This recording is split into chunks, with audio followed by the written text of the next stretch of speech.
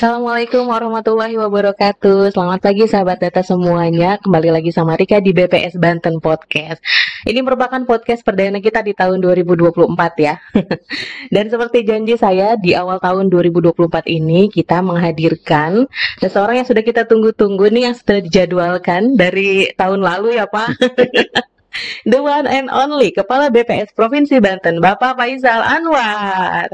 Pak, seneng banget nih Pak Rika, akhirnya kita bisa ngobrol di podcast Banten. Alhamdulillah, itu sebenarnya saya tunggu-tunggu gitu, tapi karena betapa banyak kerjaan gitu ya, paling tidak di awal tahun kita mulai dengan semangat dan supaya BPS lebih dikenal. Oke, saya mulai dengan orang nomor 1 di BPS Banten, Bapak Faizal Anwar. Pak, kita akan ngobrol panjang nih di podcast kali ini, tapi saya mau tanya dulu kabar Bapak gimana Pak? Insya Allah sehat, ya Pak ya, dan tetap semangat. Nggak ada masalah di awal tahun begitu? Kayaknya awal tahun harusnya tidak dimulai dengan masalah. Happy aja Pak. Oke, Pak, kita akan ngobrol panjang tentang program BPS di tahun 2024. Tapi sebelumnya nih, Rika mau tahu, sahabat Tata juga di rumah mungkin mau tahu perjalanan karir Bapak di BPS nih Pak. Baik. Dimulai dari tahun berapa dan sampai sekarang sudah ke BPS mana aja nih Pak?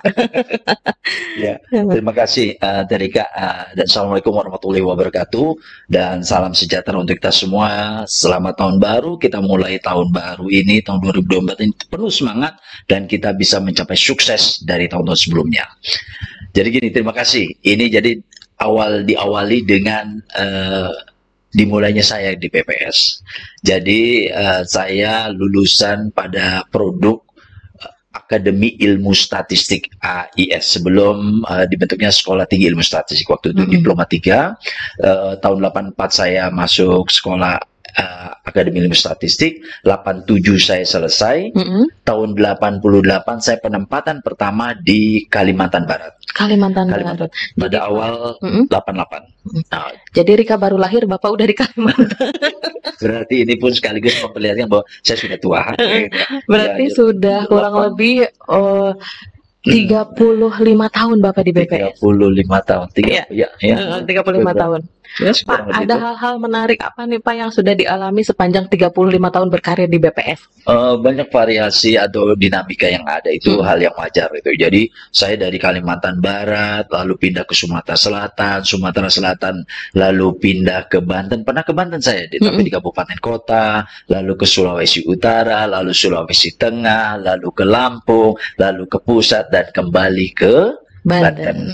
Bahwa semua suka duka pasti dinamika itu bisa kita alami, saya alami gitu. Baik dinamika bagaimana berinteraksi dengan pegawai, sesama pegawai, dari mulai saya staf sampai saya dipercaya menjadi kepala provinsi, ya gitu ya. Ya, dinamika itu selalu ada, termasuk juga bagaimana dinamika terhadap masyarakat sekitar, karena BPS adalah bersinggungan langsung kepada masyarakat.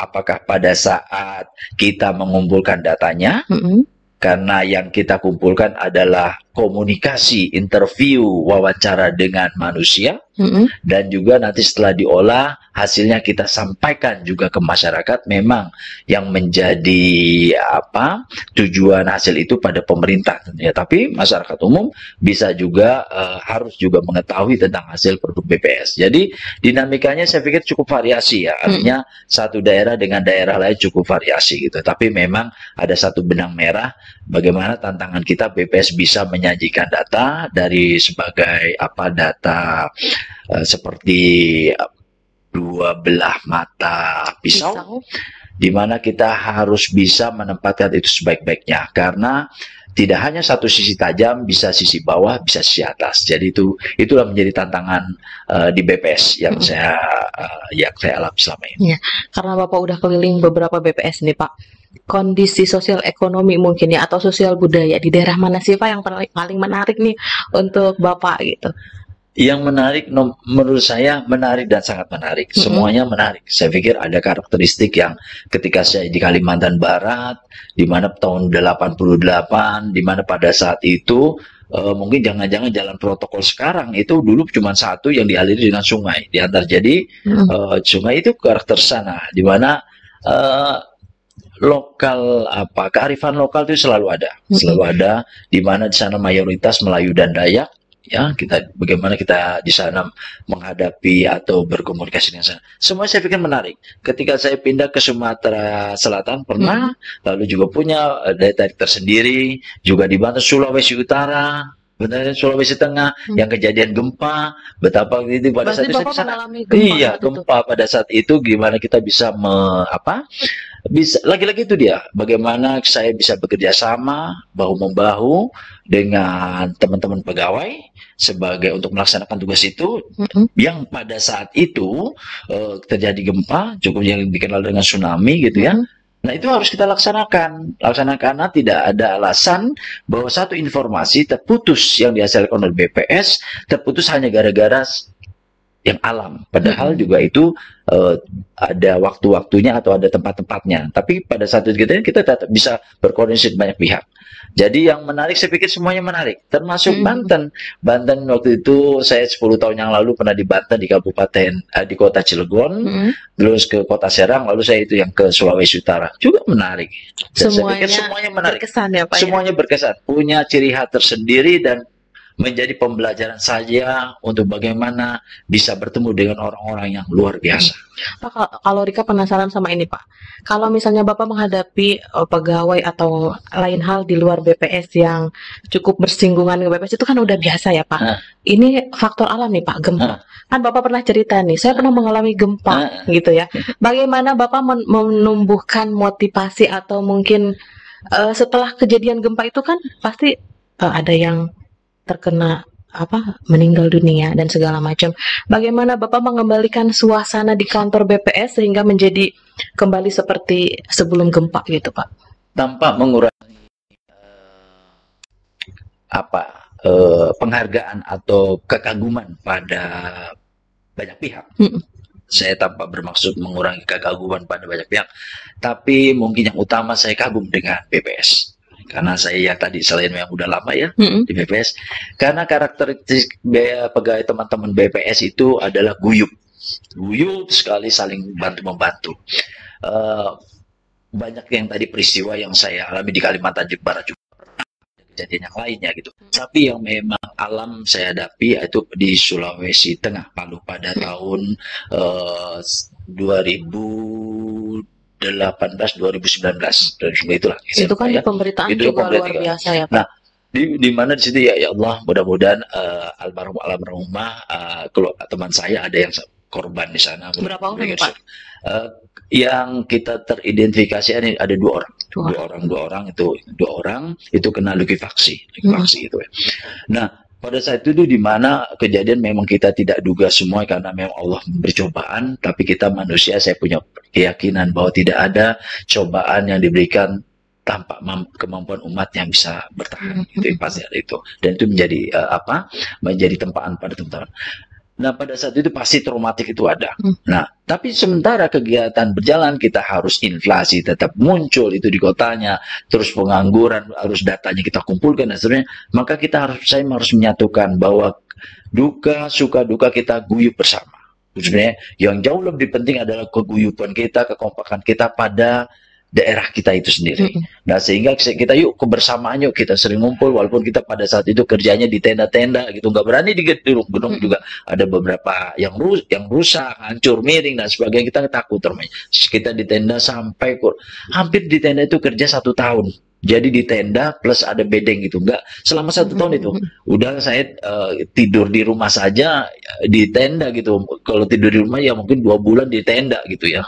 Kalau kondisi kantornya sendiri Pak? Kantornya ya rusak. Memang kebetulan itu kantor 2 tahun yang baru dibangun, 2 tahun diperbaiki tingkat itu ada kemiringan ya. Kemiringannya sekitar waktu itu ada sekitar 15 cm, 10 cm kemiringan. Jadi kita takut ya Pak? Ya takut, pasti takut. Ya akhirnya kita lebih aman kerja di tadinya di tenda-tenda yang ada pada saat itu, ya bahkan hanya terpal, lalu sudah 3 bulan, 6 bulan, 5 bulan kemudian mulai ada bisa kita bikin bedeng-bedeng yang dari dari seng-seng gitu ya, situ kerja.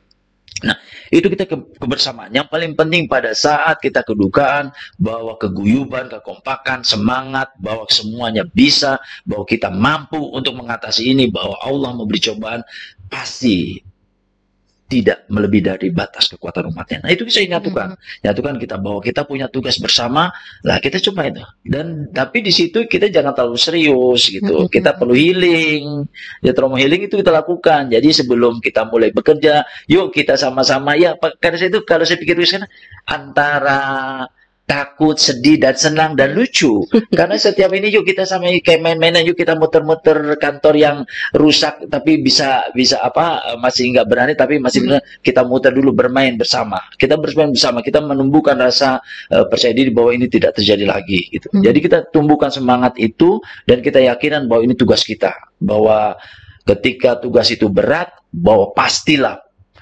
pahala atau mungkin saya pikir itu lebih tinggi. Jadi kita menemukan itu Terika. Jadi jangan langsung nanya kerjaan, tapi yuk bagaimana kabarnya? Lalu kita sama-sama yuk nyanyi apa di sini senang, di sana apapun yang kita lakukan. Dan kalau ini kok lucu ya gitu ya. Tapi memang itu kita lakukan. Jadi itu salah satu caranya. Tapi yang semua dari itu semua tanamkan kepada seluruh pegawai bahwa kita bersama untuk bisa menyelesaikan tantangan ini. Apapun yang terjadi ya Pak. Apapun yang terjadi. Oke, Pak nih sahabat data nih yang saya sudah banyak sharing di media sosial kita gitu. Ternyata masih banyak yang belum tahu dan juga belum paham BPS itu apa sih. Kadang-kadang banyak yang tertukar. Iya benar. Sebetulnya BPS itu apa sih Pak? Yang gini. Ada BPJS, ada BPS, ingat, tapi singkatannya bukan Badan Pusat Statistik, tapi Bank Papan Sejahtera. Ada lagi. Ada lagi. Jadi gini, sebelumnya saya pengen sampaikan begini, sekaligus untuk meluruskan. Statistik, BPS Badan Pusat Statistik yang sekarang. Ada kalimat statistik yang sering kepleset ngomong, betapa sulitnya ngomong statistik. Lalu ada banyak diartikan, tolong nanti diingetin ya tentang BPS saya lupa. Saya pengen cerita gini, karena saya ini ada yang saya ingin meluruskan juga. Statistik bukan asal statis, yang lawannya dinamis. Bukan itu. Jadi bukan, statistik itu adalah statis asalnya. Lawannya dinamis. Kalau statis berarti tetap. Kalau dinamis bergerak. Enggak. Statis itu dari bahasa mungkin bahasa state, status, negara. Jadi asal muasalnya di zaman ini, jadi saya ingat, jadi waktu saya juga kuliah di IPB oleh satu, itu Profesor Dr. Andi Hakim Nasution yang menyampaikan itu. Jadi ini saya mengulang. Tolong nanti kalau mengenai benar apa maksudnya yang lengkapnya, udah di googling mungkin ada ya. Ini saya hanya memori saja ketika Terika menyampaikan BPS. Jadi saya teringat itu. Kayaknya nih ada yang bilang, Pak, statistik dari kata statis. Oh bukan. Jadi Pak Profesor Andi, almarhum Profesor Dr. Andi Hakim Nasution mengatakan itu dari statis, itu dari kata status, state, negara. Pada zaman Kaisar Agustus, zaman Romawi lah. Romawi itu pada saat itu diperlukan satu informasi bagaimana jumlah penduduk di situ dan juga banyak kekayaan alam di situ. Tujuannya adalah untuk bagaimana memobilitas satu penduduk di sana untuk menggerakkan suatu kegiatan dan juga dalam rangka menarik pajak. Jadi perlu satu state itu yang negara perlukan informasi, data, angka-angka terkait dengan berapa sih jumlah penduduk kita, berapa sih kekayaan negara kita, berapa sih pajak yang akan ditarik untuk menjalankan proses kenegaraan ini. Jadi gitu, jadi awal muasalnya gitu, zaman Romawi dulu mungkin ya. Kalau nggak salah saya ya, Kaisar Agustus pada saat itu memerintahkan itu. Jadi mulailah berkembang yang statistik. Oh perlu ada kayaknya, sampailah ada statistik deskriptif, statistik induktif. Itu udah proses segala perjalanan itu ya. Ya artinya saya meluruskan pertama, statistik itu bukan statis, tapi statistik dari kata state, status negara yang perlu mengeluarkan angka-angka untuk menjalankan suatu negara. Jadi pada zaman Romawi dulu bahwa data itu digunakan sebagai dasar satu kebijakan untuk mendapatkan atau menggerakkan satu kebijakan untuk kemakmuran masyarakatnya. Nah, itu ya. Nah, terus sekarang yang BPS. BPS sekarang itu namanya Badan Pusat Statistik.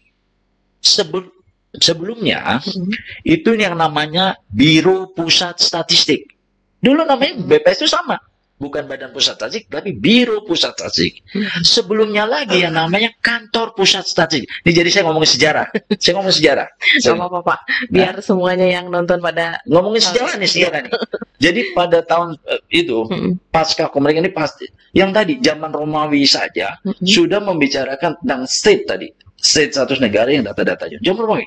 Terus ketika Belanda pasti semuanya penjajah Belanda. Saya ngomongin pasca kemerdekaan. Jadi saya ini memori juga nih, mudah-mudahan tidak keliru ya. Tahun 57 pada penyerahan pada Belanda pada saat itu dengan Jepang dan Belanda semuanya ada dibentuk kantor pusat statistik namanya KPS yang di Indonesia, kantor pusat statistik nasional tahun 57 tempatnya. Itu terus sudah berproses gitu pada tahun 78 atau 80 gitu baru berubah menjadi Biro Pusat Statistik. Biro Pusat Statistik. Biro Pusat Statistik barulah ada Biro Pusat Statistik dibangunlah provinsi menjadi kantor statistik. Dulu di provinsi bukan BPS namanya, kantor statistik provinsi, kantor kabupaten. Lalu ketika Undang-Undang Statistik nomor berapa tahun 98 nomor apa? Nomor 16 97 statistik itu pada 98 baru berubah menjadi Badan Pusat Statistik. Dari 97 98 ya 90 maaf 97 ketika Undang-Undang 1697 tentang statistik itu disebutkan bahwa badan namanya Badan Pusat Statistik. Jadi sebelumnya namanya Kantor Pusat Statistik, Biro Pusat Statistik. Jadi nggak salah kalau ada beberapa yang mengatakan kantor Biro Pusat Statistik. Biro Pusat. Pasti orang lama itu ya Pak? Orang lama, produk lama. Lalu tahun ini baru Badan Pusat Statistik. Nah itulah, jadi Badan Pusat Statistik itu berdasarkan dari peraturan yang ada, Perpres sekarang yang terbaru itu, bahwa Badan Pusat Statistik adalah suatu lembaga non pemerintah, non departemen, kementerian yang bertanggung jawab kepada Presiden dalam rangka melaksanakan tugas perstatistikan di Indonesia. Ya, gitu. Jadi sekarang udah jangan sampai keliruan nih sama BPJS ya Pak ya, atau sama Bangap tadi. Oke, itu kan tugasnya BPS nih Pak ya. Kalau misalnya BPS pasti punya visi dan misi nih Pak untuk pembangunan di Indonesia. Visi misinya apa aja sih Pak? Yang terakhir disesuaikan dengan, karena selalu visi kan ada perubahan ya, perubahan sesuai dengan tuntutan pada saat itu. Ketika dengan Indonesia Maju, kita BPS punya visi ya, penyedia data statistik berkualitas untuk Indonesia Maju. Jadi itu visi kita, penyedia data statistik berkualitas untuk Indonesia Maju. Kita udah cerita sejarahnya, tujuannya, fungsinya. Sebetulnya tugas utama BPS itu apa Pak? Jadi secara umum ya, karena kegiatan statistik itu menghasilkan data, tapi di situ juga ada pembinaan di sana, koordinasi. Jadi ada 4 misi dari visi tersebut. Ada 4 misi. 4 misi, yaitu yang pertama adalah menyediakan data statistik berkualitas yang berstandar internasional dan nasional, karena itu yang dihasilkan Indonesia harus keterbandingan dengan internasional. Jadi kita misi pertama menyediakan data statistik berkualitas yang bertaraf internasional dan nasional, ya gitu. Yang kedua adalah kita tidak hanya menyajikan data, tapi melakukan pembinaan.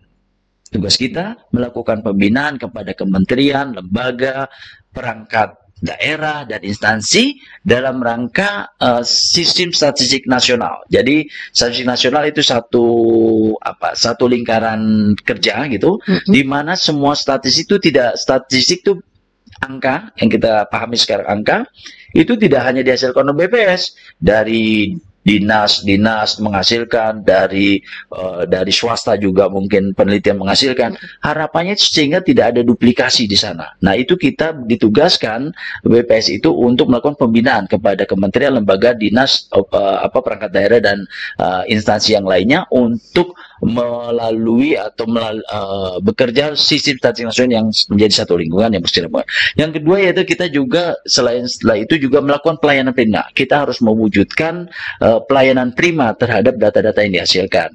Yang keempat, ini secara umum tidak bahasa yang tepat ya, bahwa kita yang tepat juga bagaimana kita bisa membentuk insan-insan statistik yang profesional, integritas dan amanah. Ternyata banyak ya Pak. Banyak, iya, artinya kita punya tugas menghasilkan data, kita juga melakukan pembinaan, koordinasi, kita juga habis itu juga memberi pelayanan. Yang ketiga, yang keempat, kita harus tumbuh kembangkan, mewujudkan atau menciptakan tenaga-tenaga insan statistik yang profesional, integritas, dan amanah. Luar biasa.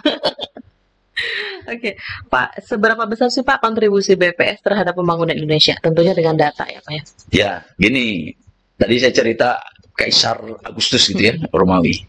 Bahwa sebenarnya itunya, statistik itu ada, tujuannya adalah untuk dijadikan alat untuk membuat suatu evaluasi dan dalam rangka untuk meningkatkan sesuai dengan tujuan yang ingin dicapai. Gitu.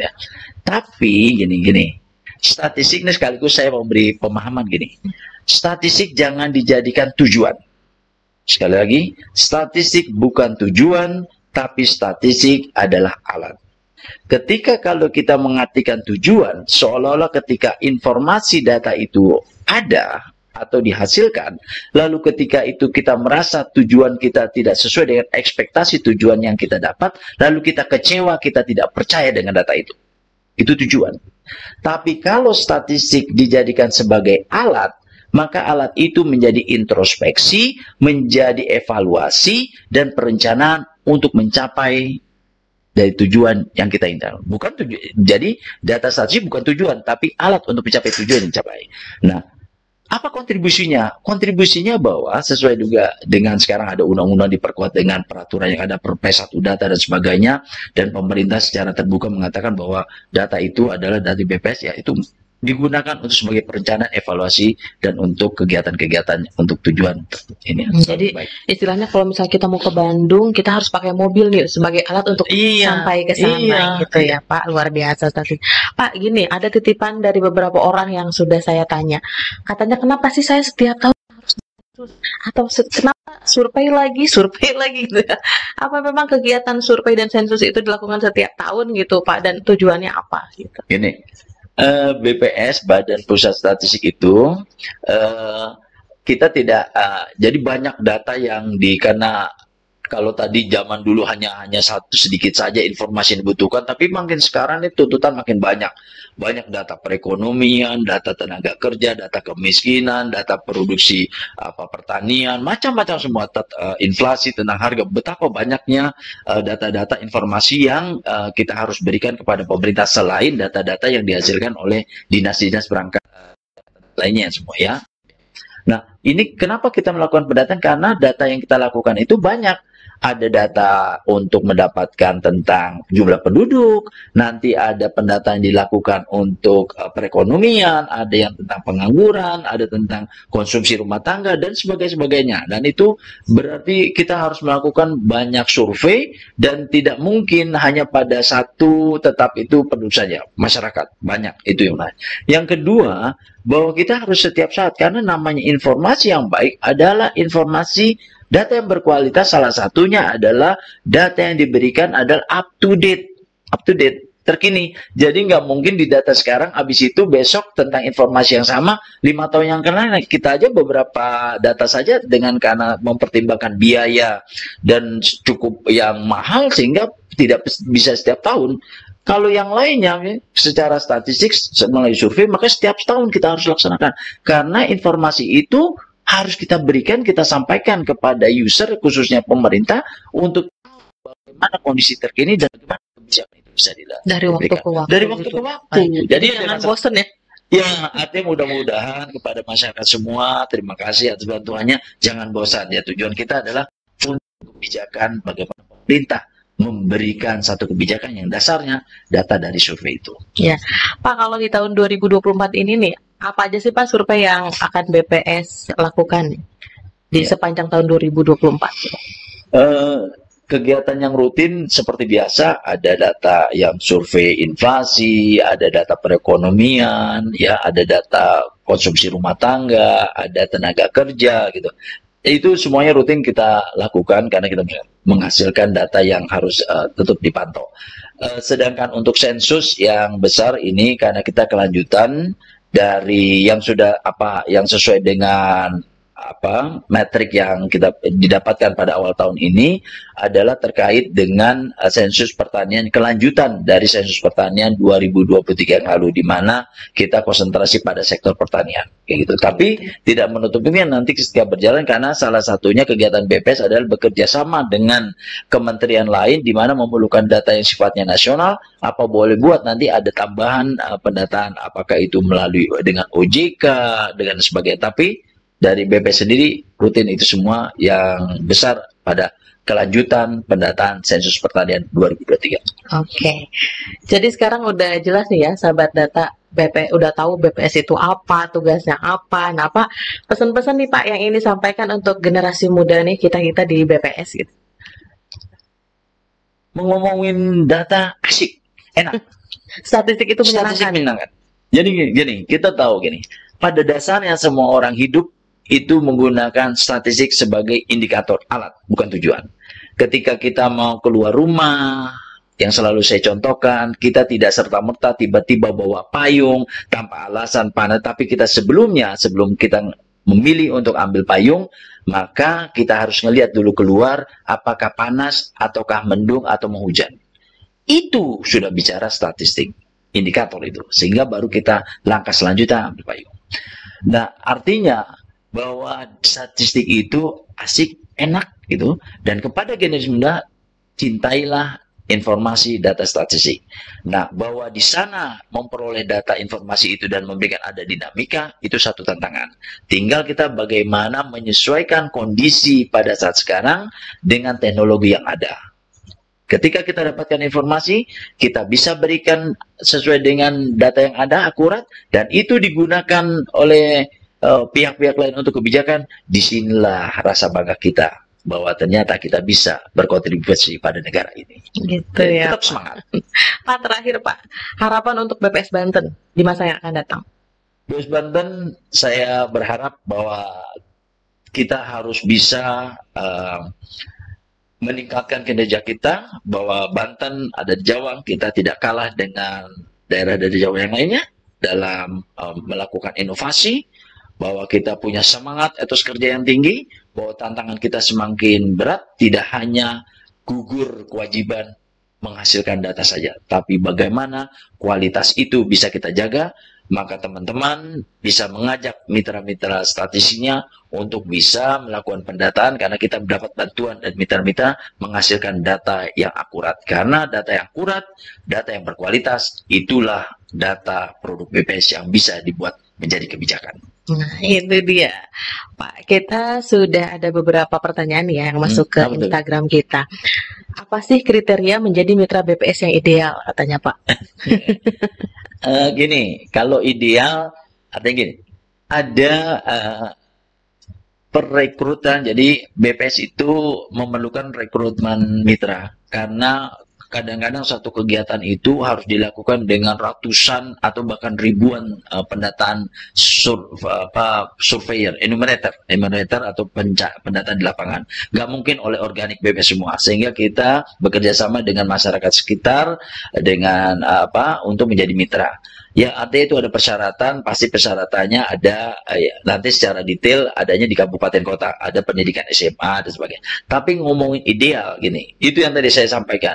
Data yang baik adalah data sesuai dengan keadaan lapangan. Bagaimana petugas itu bisa menanyakan informasi kepada responden dengan sukacita, dengan sukarela memberikan datanya, petugas itu bisa melakukan pendataannya sesuai dengan SOP yang ada. Itulah petugas ideal sesuai dengan konsep definisi, sehingga data yang dihasilkan data yang berkualitas. Gitu ya. Oke, pertanyaan selanjutnya Pak. Maaf, untuk hasil rekrutmen sudah diumumkan. Untuk tahap selanjutnya apa, katanya? Oh, ya. Itu memang pasti yang nanya gitu ya, itu mungkin sudah ngelihat pasti pengumumannya di kabupaten kota, karena yang punya mitra langsung itu adalah BPS kabupaten kota yang di Banten.